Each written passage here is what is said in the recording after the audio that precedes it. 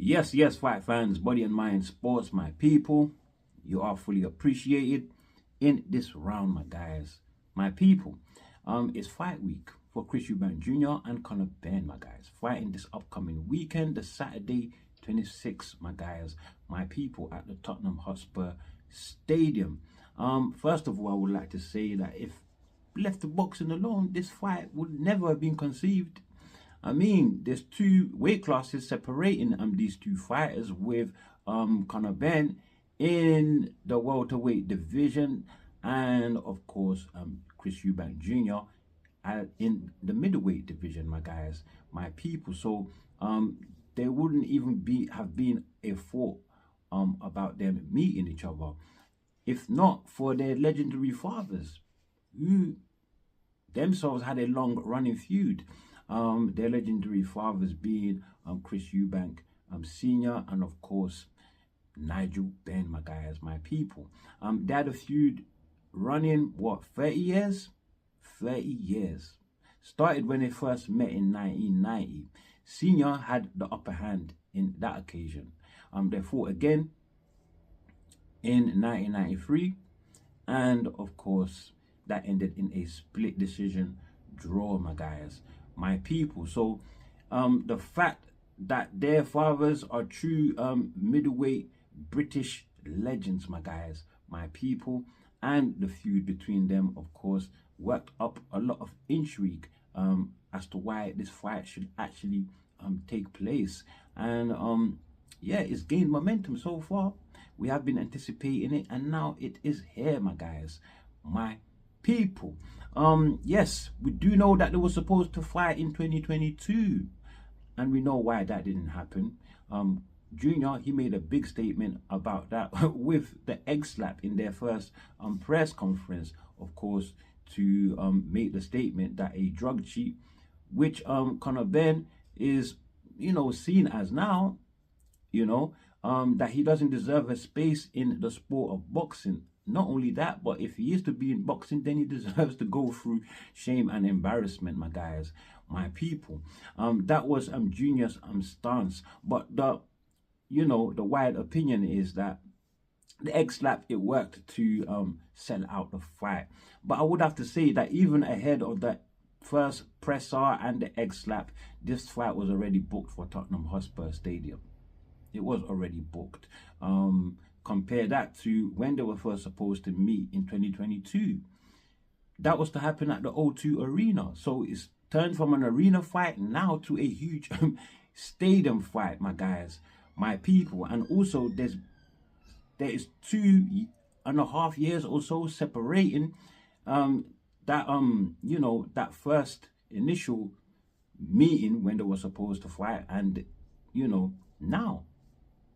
So this fight here and the idea of it has had enough time to, of course, grow in momentum, my guys, my people, in terms of intrigue, in terms of anticipation, especially with the the adverse drug tests on Conor Benn's side, and the feud and rivalry that both fighters have built up between themselves, my guys, my people. Everything has worked up to, of course, make this fight bigger. So with or without the egg slap, I think the fight would have been big anyway. Would it have been this size? I believe so. I believe so. Although I also wouldn't discount that pay-per-view wise, it possibly had a positive impact. Gate wise though, I would say maybe not. Maybe not, my guys, my people. But look, this fight here, it does mean a lot more for Junior than it does for Conor Benn. Jr. in their Piers Morgan interview, he said that if he were to lose to Conor Benn, he would retire, because that would mean that he has hit his ceiling. Nowhere else to go in terms of improving in the sport, because he sees himself to be a superior fighter to Conor Benn, not just because he's bigger than Conor Benn, but he just believes he's a better fighter.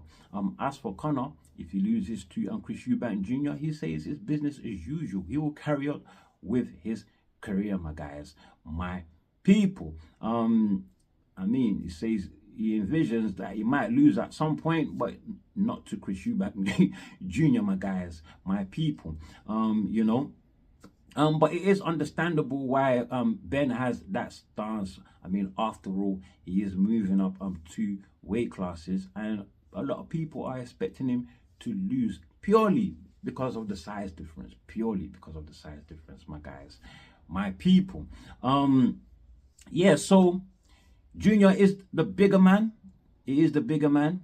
Like I said, 2 divisions separating the two, my people. But this fight here does have a rehydration clause of £10. So on fight night, Junior, he can't weigh more than 170 pounds, you know, and he normally comes in at 174, 175 pounds. So he will be losing that extra 4, 5 pounds, my guys, my people, of rehydration, my guys. But I would have to say that this clause is much better than the first time around in 2022.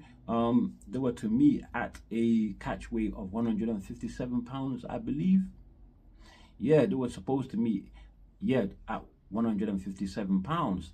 So despite the hydration clause being there, that £10 hydration clause, he still will be benefiting from that, from having that extra £3 to hydrate, in addition with the you know, the £10, being that they will have to weigh in at 160 pounds this time around, and not at 157 pounds, my guys, my people. But ultimately though, this rehydration clause has caused a lot of concerns, you know, with a lot of people, especially with Eubank Sr., who believes that this is a dangerous move and unhealthy for Junior, my guys, my people, and believes there's a car crash ahead in front of Junior, you know, and for that reason he believes Junior is going to lose, and so he does not want to be there in his corner to see it,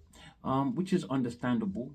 Junior, who, I mean, Senior, who has already had one tragic loss in his family. He lost a son, not due to boxing, but a death is a death, especially one so close as your own blood, my guys, your son. So I do understand his stance, my guys, my people. So yes,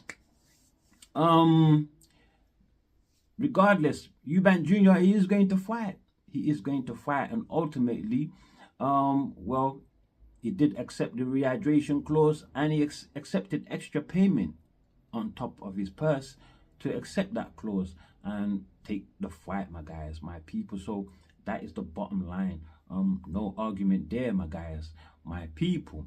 But Chris Eubank Jr., him being the bigger man, that would have been an advantage, I think. But the fact that this rehydration clause is in place, could that have worked to weaken him?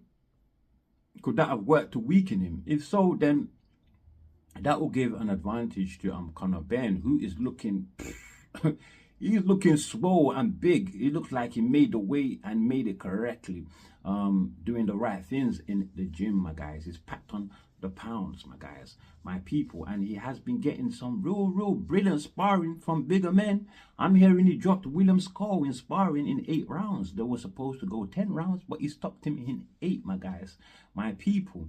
William Skull, who is the IBF champion at 168, and is due to go into an undisputed bout with Saul Canelo Alvarez in in May the 3rd, my guys.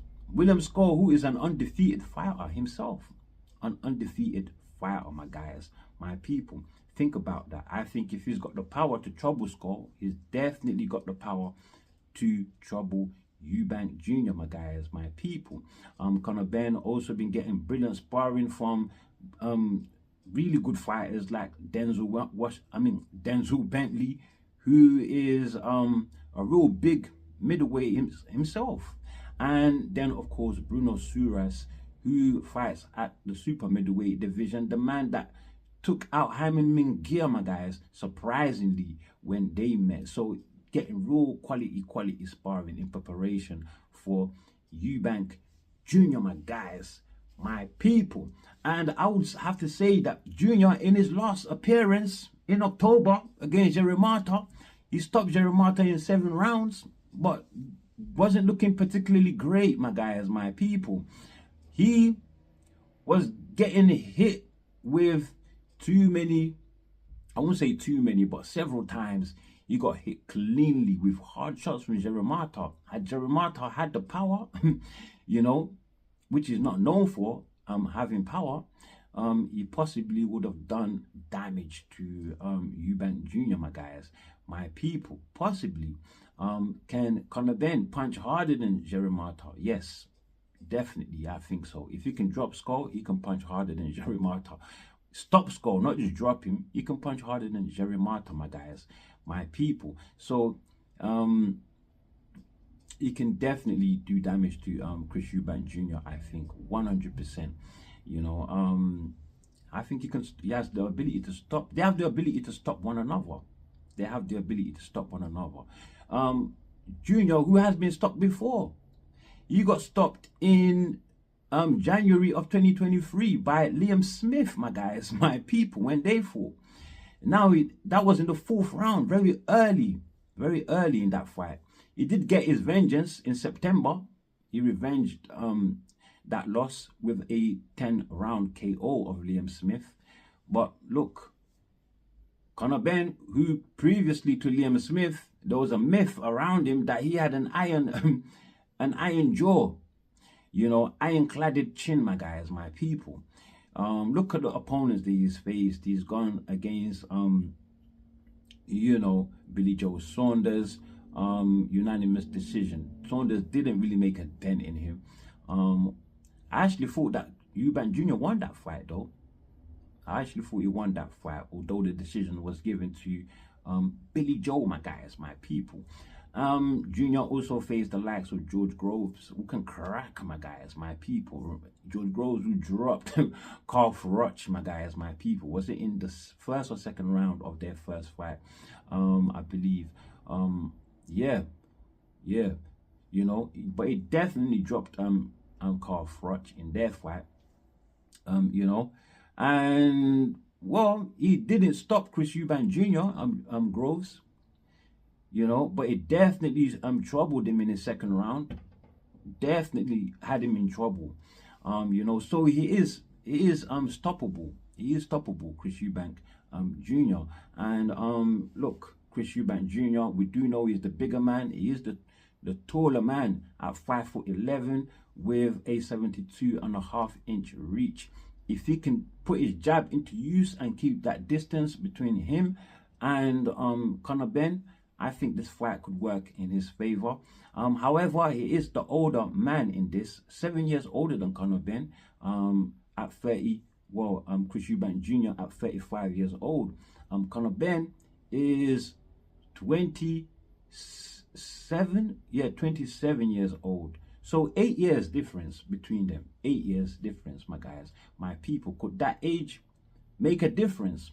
I don't think so, because Junior is very athletic. He is very athletic, and he doesn't seem to be showing any signs of slowing down, not in any of the fights that I've seen him in. So yeah, I don't think it's going to make much of a difference, the age. But Conor Benn, though, is very athletic himself, not too far behind Eubank Jr, I would have to say. Conor Benn, who's got great footwork, likes to use the ring when he fights and can mix it up on the inside. Great combination puncher with good selection of punches and power behind it as well, my guys, my people. He stands at 5'8". For some reason, BoxRec have not recorded his reach, my guys. But I would assume he is at a disadvantage with the reach also, my guys, my people. Their statistics, right? Their stats. Junior, he has a record 34 wins, 3 losses, 0 draws, 25 coming via KO. And Conor Benn undefeated, my guys. Has a record 23 wins, 0 losses, 0 draws, 14 via KO, my guys, my people. In Conor Benn's last fight with, where was the last fight? His last fight was with Peter Dobson in February of 2024. Criticized for not stopping Dobson, but Dobson shifted a lot of punishment in that fight. I would have to say he was totally outclassed.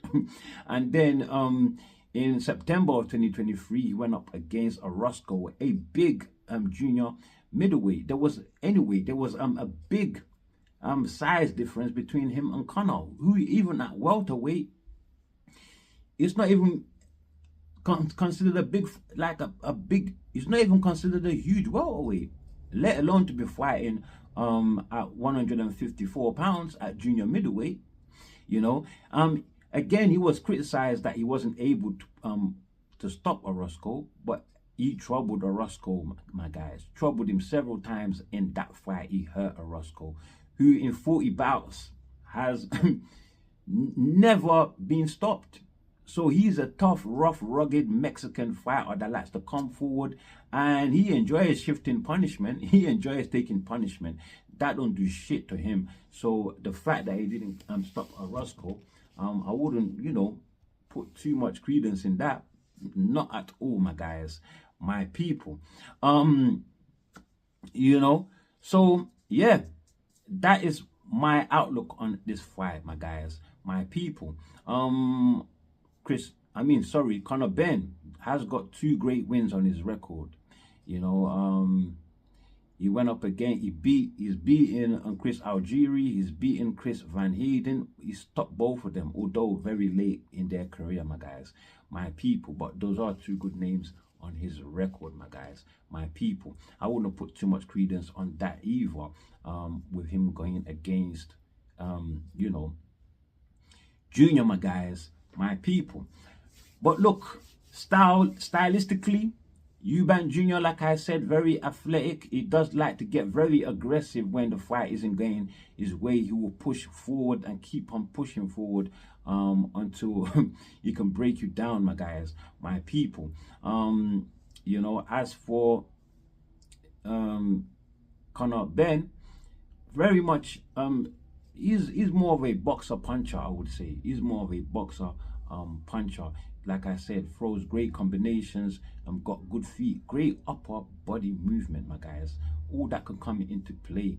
But I would say Eubank Jr, they are, you know, athleticism wise, like I said, not too far apart. I'm finding it hard to choose between the 2, but I'm gonna go with my initial thoughts, because I do rate Conor Benn's skill sets a little bit better than Eubank Jr, despite it's the bigger fighter, despite it's the slightly more athletic fighter, my guys, my people. He has a lot of holes in his defense. They both have holes in their defense. They both have holes. You know, we know that Conor Benn did get dropped by Cedric Paynu. He got dropped by Cedric Paynu in round 1 and twice in round 1 when they fought.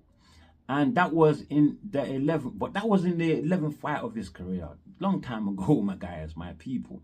They did meet again in the 13th fight of Conor's career. And he won that via unanimous decision. By the way, he dropped Paynu twice as well in that first fight. Dropped Paynu in round 5 and 6, my guys, my people. But ultimately, who is going to win? Like I said, I do put more credence in the skill set of Conor Benn, so I'm going to go for him. Possibly will get the KO, my guys, my people. Might stop him in 8 rounds. That is my prediction, my guys, my people, or go on to get the unanimous decision. But if Eubank Jr happens to stop him, I won't be surprised. He's supposed to, my guys, my people. One fight I am particularly interested in the undercard is, of course, Anthony Yarde versus Lyndon Arthur, the rubber match, my guys, my people. They first did fight in 2020, my guys, during COVID, so behind closed doors, my guys, my people. Where Arthur, well, he took the decision via, well, he won via split decision, my guys, my people. And the rematch in 2021, we had Yard stopping Arthur in just 4 rounds with a huge right hand, my guys. Huge, powerful right hand, my guys, my people. However, in Yard's last outing against Wilkins, my guys, my people, look, Wilkins, relatively unknown. Anthony Yard, it did really look really lethargic in that fight. It looked like he was running out of steam, running out of stamina, possibly because he had had some time off, not being active due to his contract dispute with Queensberry Promotions. He hadn't been able to land any fights by himself, my guys, my people, until Wilkins, my guys, where he took that fight, you know, in a undercard of was it the undercard of Azim and O'Hara Davis? Yeah, it was the undercard of Adam Azim and O'Hara Davis, which was a boxer fight card, my guys, my people. So he didn't look too impressive in that fight there. Hopefully he would turn up in this fight and get you know, a good win to, of course, keep him in the title talks.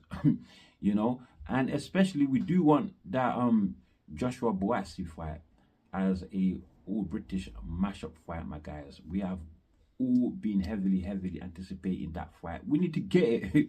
We need to get that fight, my guys, my people. But I also wouldn't mind him facing Callum Smith next. You know, Callum Smith, who is actually in talks with Benavidez to fight for the WBC championship, my guys, my people, at the light heavyweight division. As for Lyndon Arthur, his last outing, he got a split decision win against Liam Cameron, the man that got stopped in 2 rounds by Ben Whittaker, my guys, my people, just last week, my guys, my people. So look, that tells me, you know, the point at which Arthur is in his career right now to be getting split decision wins over Liam Cameron, who has never been a standout fighter in the world of boxing since his career has started. You know, so yeah, I do expect Yard to get the win, and I expect him to win in emphatic fashion via stoppage, of course. The power is just too much. He displayed that in the 4th round of their second fight. So I expect this one to go pretty much the same, possibly an early stoppage. I mean, Yard now back with Queensberry Promotions, so he's got all the backing that he needs. You know, he's back with Queensberry Promotions and, of course, Frank Warren, my guys, my people, who rates Yard's ability really highly. Otherwise, he will not be having him back under his promotional banner, my guys, my people.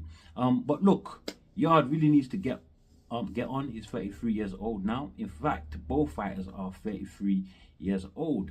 Yard now with a record of 26 wins, 3 losses, 0 draws, 24 via KO. And Arthur, 24 wins, 2 losses, 0 draws, and 16 via KO, my guys, my people. You can see clearly there, the power edge belongs to Yard. So let's get this, my guys. I'm not gonna lie, I really do want Yard to win this one, my guys, my people. And with that said, that's all I have for you. Before you leave, my guys, my people, do like, do share, subscribe, of course, drop your comments below, and as always, thank you very much, and stay super blessed.